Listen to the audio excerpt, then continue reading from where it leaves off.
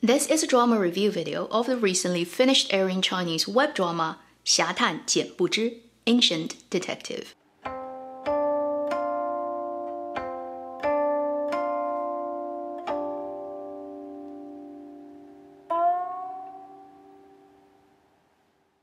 Hi, you're watching Avenue X, where junkie on good storytelling shares their thoughts, knowledge, and occasional weird ideas on stories and how they're told. Before I start to talk about the drama, I'm gonna apologize first. You're gonna see the light of this video changing quite rapidly and drastically throughout this video because it's one of those sunny and cotton ball cloud days, and I have no power to control the clouds and the sun. So if it overexposes or underexposes all the time, you can just ignore the visual of this video and just listen to me talk. 侠探简不知 Ancient Detective is a 24 episodes web drama. It has already finished airing. I was semi-aware of its existence while it was ongoing, because quite a few people have mentioned this drama in comment section in my previous other videos or on Discord talking about it. But because there's only one person doing this channel and I only have that many hours, I did manage to binge watch the whole thing very recently. This period drama is not based on any existing material, it's an original script.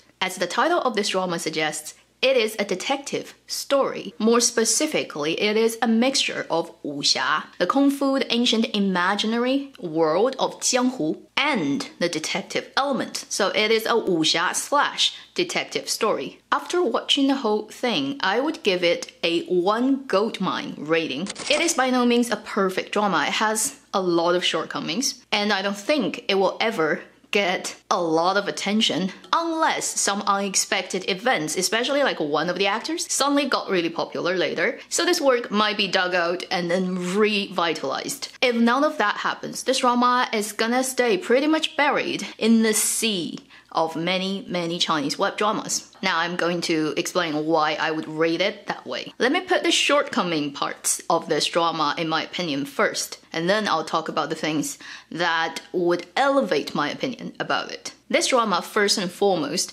is a detective drama, so naturally the plot part, how the mysteries are built up, solved, how delicious the revelation at the end of each case, how you bury clues and then later reveal them, all that is unarguably the most important thing. I think for this drama, they've done a similar level of job as 民国奇探, my roommate is a detective, has done, which is the cases are okay. They are not surprisingly good. From an audience's perspective, I would like the stories to be more exciting, the mysteries even more carefully designed and cleverly delivered. For this drama, I just didn't get any case that surprised me in the end. It kind of is pretty clear halfway or even early on in the case's setup that, okay, the culprit is that person and it's pretty much it's gonna go that way. So had they written better cases, I would definitely raise the rating of this drama. So that would be the first major shortcomings of the drama, is it's not a good enough detective story. But then it's by no means bad. Especially towards the end, there's actually some build-up of unexpected twists and stuff, or maybe expected long ago, but still it's well done and it does lead you to want to see a second season. The second shortcoming thing is a very combined feeling of this drama. It is slow. It is also led by a group of young actors who are mostly, I think, still pretty unknown, although some of them have already been in other productions, but it's super exclusive to their own fandoms and people who have seen those works. If you haven't, you would not be aware of any of their existence. There's a not so balanced level of acting among the major characters. Some of them are done much better, articulated better. Some are not working, for me at least. So there's a level of unbalance in the acting and sometimes getting draggy and slow. So those would be the things that would stop me from recommending this drama to people if I don't think the particular style, the particular other stuff of the drama that I like about would interest them. But now let's talk about the stuff that I do like about this drama. If you manage to sit through the first 4 or 5 episodes, the characters do start to grow on you. You do need time to find out what is the lovable things about those characters, but once you fall in love with these characters, the experience of watching this drama becomes much more smoother and comfortable. First thing that I'm super impressed about this drama is within its budget limit, it has pulled off a very beautiful look. Starting from its beginning title song, the watercolor, Chinese traditional watercolor style is really beautifully done. It's been done by a lot of productions, but I think they've done one of the best jobs I've seen this year. Then once you go into the main narrative, immediately I get the sense that whoever is in charge of deciding what ends up like in the frame in terms of what kind of look we're going for, the color grading, the props, the sets, lighting, what camera, what lens, from production to post-production, just deciding how the look of things, right, would be. Whoever is calling the shots for that is a person who has an eye for beauty and aesthetics. With this type of low-budget web drama, you almost just don't expect that kind of care and craftsmanship and thinking go behind the look of things. And I think that bleeds into the entire aesthetics of the drama is also the music, where the music comes in, what type of music. How does that work with the visual at the moment you're watching it is much, much better done than I would ever expect coming from this type of web drama. If you look at the framing of this drama, it's very elegant. It's actually much better than a lot of high budget stuff with famous actors and actresses leading, you know, big IP that give you shitty, literally just shitty visuals. Look at this shot. This shot, this shot, this shot, this shot. It reads so much like it's carefully designed and planned. Or if they can't afford that, being a web drama and low budget, they may just have a genius behind the camera, and at the time when they go on set and say, we're gonna film this scene now, let's decide how we're gonna do it, and this person is able to immediately pick out what is the best angle to shoot this scene and how we frame it and what extra information we can give by framing it that way, what mood we're trying to create, how this look is gonna connect to the previous scene and the next scene. Like whoever that person is really talented. And the lighting of this drama is also very well done. It's so much better done than a lot of high budget stuff that you've seen. It's close to a level of 长安十二时辰 or Tribes and Empires that's been done by a super expensive team of cinematographers who are like the top team. Also from a director who started his career as a cinematographer.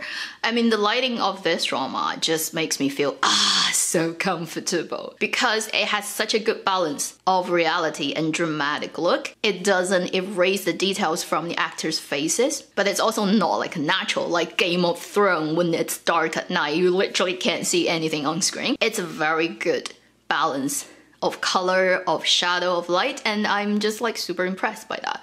There's also very good use of close-up, of slow-mo. It really gives you the feeling that the look of the drama is a big IP drama instead of being a small web production. It filmed so many sets in Hengdian that has been used in a gazillion other stuff, like Once Upon a Time, there's a Spirit Sword Mountain, like Fairyland Lovers this year. I can pick out so many sets like that have been used in many other dramas. But surprisingly enough, I think this drama managed to film those sets most beautifully than any of those dramas that I can remember that filmed the same set. It's like unexpected gold for someone like me who like to pick at these things. So that's one major thing that gave me such good impression about this drama and made me want to continue watching it just to see how they're gonna tell the story visually in the next scene and next episode and next case. The second main thing I like about this drama is it has a lot of unexpected comedies. It comes from the naming of people that rhymes with other punchlines in Chinese language. It comes from those small moments I think might be improvised by certain actors on sets, but just makes so much sense for that particular scene. There are many moments in this drama that I totally didn't expect for any comedy to happen, and suddenly it just made me laugh. It gives me the sense that the people who are telling the story, the crew, the director, the writer, or the actors, really do love their story. They probably know they don't have the best script in the world at all, but they are all doing their best work to make this script come to life. When you're watching it and turning the live comments on, you'll see a lot of people joke about the male leads. Because current atmosphere about these things are very sensitive and people like to dig out any, boy love if they can. In this drama, it really is not the focus. Each of them have their heterosexual partner, love interest, but their interaction is actually super relaxed and fun. It's not one of those in-your-face, on-the-nose, queer baiting fun. The third thing I really love about this drama that I didn't expect that I would love is those characters. In the beginning, you almost don't care about any of them. Their background stories are, okay, it's not like anything new. You've seen most of those type of characters set up and their background story in a gazillion other stuff. So nothing comes out as super fresh and unexpected. But as time goes on, as the episodes roll on, they start to pull you in with their story, with what kind of person they are. They don't get reviewed right from the beginning in terms of their different sides. So I love the fact that they put a lot of effort into creating those characters, and in those not so friendly in terms of viewing count and rating boosting way. For example, our male lead character Jian Buzhi, he starts as a very normal young man who is perhaps cleverer than most of the other people, but there's no special element on him that makes him pops out. He's almost too standard, a good guy and clever guy, and that's it, who is on the discovery of the truth behind the major mystery that happened to him 8 years ago that made him who he is when the drama started. It is a very typical type of storytelling, trying to find out a person's past when he doesn't have the memory, while solving other cases and meeting new people on the way. It really is nothing new. And the acting is also very controlled, so nothing really stand out for this male lead. I really didn't get interested into this character until probably halfway through the drama. For our male second lead, he's the happier person. He's the person who doesn't have that much brain power, but has a lot of physical power. And he shoulders most of the comedies in the beginning and relax the very serious atmosphere when cases are ongoing. Also a very typical setup character. The good thing about the second lead role is the actor Wang Yangyang is actually a pretty experienced actor and who's been around for a while, and he graduated from Beijing Film Academy. I have never seen his work previously, I have to confess. I have no impression of him at all. But I'm surprised and pleased by his very natural and very relaxed acting on screen. He's the major reason that sustained me through the first couple of episodes before I fall in love with other characters. The first female lead, the assassin character played by Wang Ruoshan, also didn't heat up right from the beginning. She looks like such a typical assassin character who is super cool and just doesn't have any emotion. My life is already decided for me. My destination is killing people. There's no hope for me and I don't need to be nice to anyone, that type of bro. But then as the story goes on, very slowly you start to discover her other sides. And her relationship with the male lead really worked very gradually, very slowly, building up till the end when you eventually get really comfortable with them being in love with each other and understanding why they pair with each other. So most of the characters in this drama are slow burning, slow simmering, gradually make you fall in love with them characters. And for those